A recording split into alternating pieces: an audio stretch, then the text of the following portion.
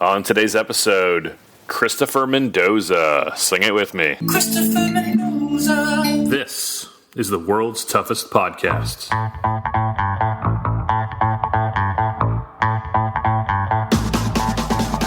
Welcome to the world's toughest podcast, where we talk about any obstacle course race you'd like, as long as that's world's toughest mudder. Each week we talk to members of the WTM community and share stories of success and failure in the single greatest event in OCR. My name is Will Hicks, and this is the world's toughest podcast. Welcome back to World's Toughest Podcast. My name is Will Hicks. Thank you for listening to the number one rated obstacle course racing podcast in the world. Thank you for rating and reviewing the show on Apple Podcasts. It means a lot to me. You are too kind. Today on our show, Christopher Mendoza. Christopher Mendoza. You may know him from his hit theme song, Christopher Mendoza. Christopher Mendoza. But he's also an elite World's Toughest Mudder athlete. Chris is one of the 7 men to run 100 miles at World's Toughest Mudder. He is also one of the few men to run 50 miles at a Toughest Mudder. And he won his first Toughest Mudder just last month at Toughest Mudder Norcal. I told Chris that he was lagging behind Allison Ty in guest appearances. And so he said, so what you're saying is I need to be on the show more? And I told him, anytime you want, we can start the Hicks Mendoza Power Hour. And he said, how about the Mendoza Hicks Power Hour? And we agreed to compromise and call it the Mendoza Hicks Power Hour. So definitely hold your breath and wait for that. Before we talk to Chris, you can email me at willhicks@gmail.com. You can follow me on Twitter at @thewillhicks. And you can follow the show on Instagram at World's Toughest Podcast. Be sure to watch our Instagram feed this weekend during World's Toughest Mudder. We'll have Carlo Piscatello from Piss and Cox on site all weekend long with everything and all the goings on. So, World's Toughest Podcast on Instagram. And don't forget to leave a review for the show on Apple Podcasts. Just open the Purple Podcast app on your iPhone or iPad, search for World's Toughest Podcast, click our logo, and then scroll down to click Write a Review. And I will read it on a future episode. If you don't have an iOS device, just do the exact same thing on Amazon.com. Search World's Toughest Podcast. It's time to talk with Kris Mendoza. Let's go to the phones. Kris Mendoza, thanks for joining the show. Hey, thanks for having me again, Will. It's been a real long time. Chris, you've been on a couple days. You've been on a lot lately, haven't you? Apparently, yeah. It seems like it. People are probably sick of me by now. It's not really my fault. You need to stop winning races. So, well, in my defense, I've only won like one. So, but I'll try. You know, speaking of big races, World's Toughest Mudder is just a few days away. How do you feel going in? I'm excited. I don't know. For me, this is kind of like the big race of the year that I've been training for, and you know that's kind of why they developed the Toughest series, is just to kind of build up to this event. So I'm super excited. It's the one chance where you get to not only race for 24 hours, but see people from all over the world come in and kind of push themselves. So I'm excited. The men's race this year is pretty wide open. How do you feel about your chances? I feel like I have a chance. There is a percentage that I could do very well. No, I'm not exactly 100% sure who's running. That's the thing, is like, I think it's like Trevor, me, Robert Wilshire, Azar, Killian, maybe. Am I missing someone? Killian told me he's a no. He's a no. Okay. So, and then, Sean Stephen Wales, I heard he's been battling injury, so maybe no. Sean's a no. So for me, I mean, huh? Sean's a no also, yeah. Yeah. So like, there's a couple sides to it. I'm kind of like, well, with the people I know that are going to run, I know that, there's a good group of us, and that I could definitely, definitely be in the mix for the win. But, there's some things that are out of your control. If some random person shows up who's just a phenomenal athlete, then, You never know. I mean, in the past, we've had really good ultramarathon athletes come in out of nowhere and throw down a really good result. So I don't know. I'm not counting anyone out. I'm not, you still have to run the 24 hours, but I'm pretty excited just to be kind of in the mix this year. So, I mean, even last year, just talking about like what can go wrong in a 24-hour race, like John Albin, an amazing athlete, like 4 hours into it, had to drop out because of stomach problems. So, you never know what's going to happen the day of. So anything could happen in 24 hours. When you're racing, do you think about where the other athletes are in relation to you, or is it more of I just need to worry about my race?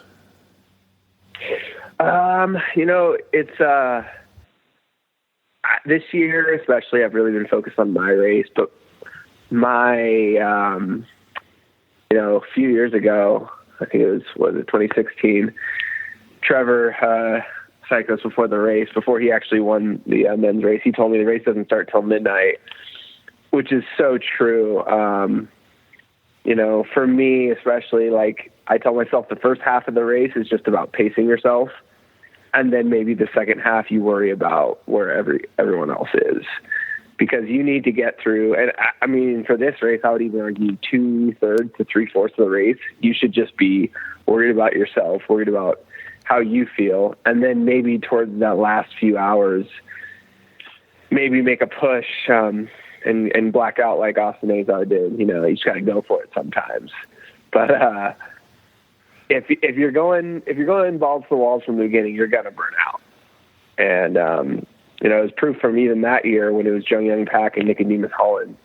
They were just going after it, and they ended up both dropping because they burned themselves out. So that would probably be like my biggest piece of advice for, people going out there, is run your own race for the first 2/3 of it. Will you have Team Mendoza in the pit? Will I? Yes, they will be there. My parents are coming out, and then my best friend, actually, from like growing up, he's going to come out and help crew as well. He's ran a couple Tough Mudders, but he's never been to one of these events, so he's coming out. What does your best friend think of this 24-hour deal? He thinks I'm stupid. He thinks I'm an absolute idiot. He's actually the one who told me about Tough Mudder like 4 years ago. Or no, longer than that, 6 years ago, 5 years ago. He's the one who was like, hey, have you heard of this race? You can get shocked. And then he was living in San Francisco, I was living in LA. So we did separate Tough Mudders, but we did it the same summer. And he's more of like, we played volleyball together. He's more of like a power guy, and I'm more of an endurance guy. So I obviously love doing these, and he'll do them, but he thinks I'm stupid. That's pretty funny. My wife got me into him too, and now she's like rolls her eyes when I talk about him. So, oh yeah, she gonna be out there? Not this year. No, I would love to have her come pit sometime just to see it. But you know what? People talk about that. Like, it's stressful in relationships. You have your loved one out there, and you're in a miserable state of mind, and they're trying to help. Yeah. But yeah, I would not recommend, if you want to stay in a relationship, to bring that significant other. If they're not 100% committed, do not bring them. I've seen a lot of races go south and relationships go south just because of tempers flaring in the pit. We see like Bun and Rhea or John and Allison Ty, and we think, oh yeah, but they're rare. Like the ones that work together that well, they're rare. Super rare, yeah. And like a lot of times it's like the person who's crewing, they just like feel bad for the racer and like, have too much compassion. And if you don't understand that mindset and like the race strategy and all that stuff, like just leave your significant other at home. Although I think like last year, even like Woodsy's girlfriend came out, but she did fine. I know she was in Vegas at least. I don't know if she crewed, but yeah. Best leave your loved ones at home if they're not prepared for it. Speaking of advice, what advice would you give somebody running World's Toughest for the first time? I think kind of what I said before is just like run your own race and don't worry about what other people are doing. And the second thing would definitely be we talked about this last time, but just look at your races like a series of problems that you have to solve. And whenever something's going wrong, try to just figure out how to solve that problem, or even try to anticipate that problem. Put on your wetsuit before you're cold. Make sure that you're staying warm. Make sure that you're moving. Make sure you're eating at all times. These are things like you might bonk in the middle of the race, and that's probably because you didn't eat, or you might have an electrolyte imbalance just because you didn't take in enough salt or fluid. So, just get all that dialed in so that during the race, you really don't have to think about it, and let your crew manage the thinking. So I know for me, like, I always go through everything I want with my crew. So like when the laps come around, there might be some random things I want, but for the most part, like, they know exactly like what I'm going to want every lap. So I don't have to think about it. That's a really good point. That way you don't have to waste the mental energy on your lap thinking about the pit. They've got it taken care of for you. Yeah. I mean, every little bit out there, like, it really helps. Like, yeah, maybe there's one lap where it's like I'm out there craving something, and so I'll tell them, like, that's what I want next lap. Or if someone meets me halfway, they'll get it for me. But for the most part, like, you're gonna what you're gonna want every lap, or for the most part. Make sure you put on lube. That's gonna be clutch. Make sure you're keep taking in food, drinks, and just stay warm, because the temperature's probably going to drop, although I'm not exactly sure what the temp's going to be like there. Chris, you mentioned food a couple times. What do you like to eat during World's Toughest? Kind of mix it up, but what I've been doing a lot recently is those just like goo energy packs. I just really like some of their flavors. So I'll eat those. And then every couple laps, I like something a little more solid. And for some reason, RX bars work really well for me. Or even like those Stroop waffles, like those goo or honey stinger Stroop waffles.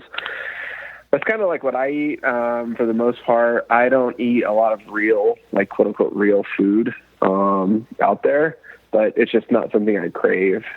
I might have gummies of some sort, but a couple of years ago, for some reason, in the middle of the night, just really was all about that hot chocolate life. So I was just like downing hot chocolate every lap, and I have no idea why, because it's not something I've ever craved before. Do you still do that? So, did that have any negative effects? No. I mean, I haven't really had a lot of that, I would say, like, during the toughest this year, but I didn't have any problems with it. I don't know. It was so weird. And I don't even, like, now my parents think that's, like, all I ever want, but I don't think I've ever craved it. I think I just wanted something warm. So, and it was perfect. Was it just that one year? You do that every year now? No, it was like that one year. Yeah. It would, like, last year for some reason, like, last year in the middle of the night, I would really want coconut water. I hate coconut water. So I think, like, every year I just get some random weird craving, and just, like, yeah, that's what happens when you're running for 24 hours. I think World's Toughest Mudder turns you into a pregnant woman, Chris. I actually eat pickles and ice cream simultaneously at the same time. So I think that's a good point. Man, never thought about that. So, yeah, I mean, but seriously, bring a lot of different food options. You never know. Like, don't bring everything. You're only out there for a day, but, there's a variety of things that you could anticipate you might wanting: sweet foods, sugary, and salty things. Chris, do you have any sponsors? So just remember, yeah, a couple. Merrill is the big one. Wear their shoes, wear a lot of their gear. Arcanum Edge, which I talked about last time, they're like a CBD oil company, just kind of for recovery. And I can't believe last time I forgot to include my strength, mainly supplements coach, Ryan Woods. He's been such a huge part of my supplementation this year, getting my nutrition dialed in, and my mental coach, Keith Allen. They've both been great. So, yeah. How has Keith Allen been helping you? he just keeps me mentally focused. He talks a lot of trash. He raps a lot of trash to me, and make sure I don't get a big ego. So, thank you, Keith. Even though he's not going to be at Worlds this year, I'm very sad. Kris, how can people find you on social media? I'm on the Instagrams at Kdoza04 and Facebook Christopher or Kris Mendoza. Kris with a K, though. So don't get fooled by all those other CH imposters. They're not real. Kris, any last thoughts on World's Toughest Mudder? My main last thought is, how much did you love that picture that I made of you? If you haven't seen it, everyone, go online. I'm going to post it back up. There's a picture of 5-star Will up running Toughest West. So what do you think of it, Will? I looked confused, and you know why? I'll tell you why. The photographer was pointing his camera at me, and I was running right next to Allison Ty, who was winning the race. And I was like, no, don't look at me. She's winning the race. And so he caught me like right when I'm in it was a perfect picture. I needed to do something with it. Oh my gosh. Picture. Yeah, it was hilarious. Anyways, that's what I have to say. I'm excited. I'm just ready to go have fun and go run with people in Atlanta this year. Kris Mendoza, thanks much. Thank you so much, Will. Have a good one. So 5 good. stars. Oh, I interrupted. I never forget. I never forget. Special thanks to Kris Mendoza for appearing in this episode. Well done, Kris. Good luck this weekend. Sorry I stepped on your exit line there. I forgot about it. It's so good. It's not even close.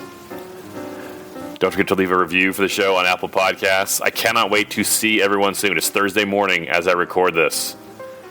Get here safely. Register on time. The lines are going to be long at registration. Don't freak out. Everyone gets in. I will see you soon. Go spend time with someone you love.